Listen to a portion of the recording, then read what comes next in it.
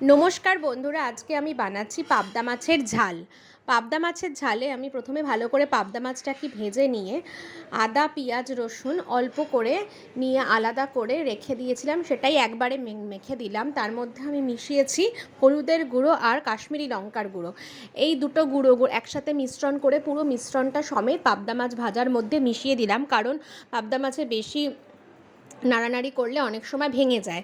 তাই জন্য একবারে মিশিয়ে দিয়ে তেলের মধ্যে নাড়তে থেকেছি এবং অল্প সামান্য জল আর একটু কাঁচা লঙ্কা চিড়ে নুন মিষ্টি দিয়ে একবারে অল্প নুন আর সামান্য একটুখানি মিষ্টি দিয়ে ওর পাবদা মাছের মধ্যে নাড়িয়ে দেওয়া হয়েছে।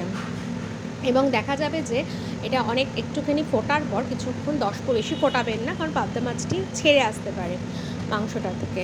তাই জন্য এটা সামান্য একটুখানি মাছটা ঝোলটা যাওয়া পর্যন্ত সেদ্ধ করতে হবে। সেদ্ধ করার পরে আমি একটুখানি এর মধ্যে টমেটো সস দিয়ে দিয়েছিলাম, একটু টেস্টটাকে এনহ্যান্স করবে। তো টমেটো সসটা দেওয়ার পরে আর একটুখানি মাছটা যেই তেলটা ছাড়বে, কালারটা ছাড়বে, তখনই আস্তে আস্তে দেখবেন যে গ্যাসটাকে একটু সিম করে নিতে হবে। নিয়ে একটুখানি নাড়ানোর পরেই আমি এটাকে একবারে তেল গায়ে লেগে লেগে গেলে আমি এটাকে নামিয়ে নেব। তো আমি এখন বন্ধুরা যেটা করছি সেটা হচ্ছে, এখন মাছটা সম্পূর্ণভাবে হয়ে গেছে, তেল নুন মশলা একদম মিশ্রণটা ভালো মতো হয়ে গেছে। এবার আমি যে জিনিসটা ফুটেছে এটাও সমস্তভাবে শেষ হয়ে গেছে রান্নাটা। এবার আমি একটি পরিষ্কার সাদা পাত্রে এই পুরো মাছের আইটেমটাকে আমি এবার এটাকে ঢেলে নিচ্ছি।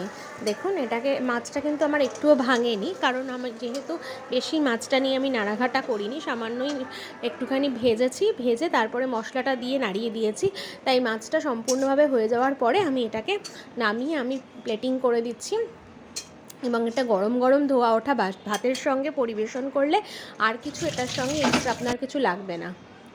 দেখুন, রান্নাটা একেবারেই তৈরি, আর এটা যে কোনো দুপুরে একটা ভালো মেনু হিসাবে আপনি চালাতে পারবেন।